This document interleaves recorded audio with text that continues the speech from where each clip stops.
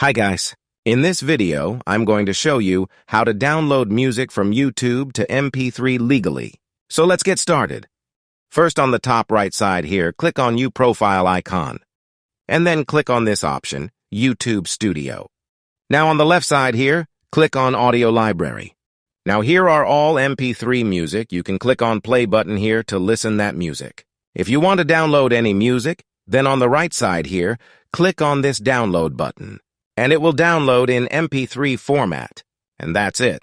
If this video helped you out, make sure to join the Show Me Software free newsletter. It's linked in the description below. In this newsletter, I will tell you about the latest software tools and AI that can make you more productive at work and also improve your personal life in many different ways.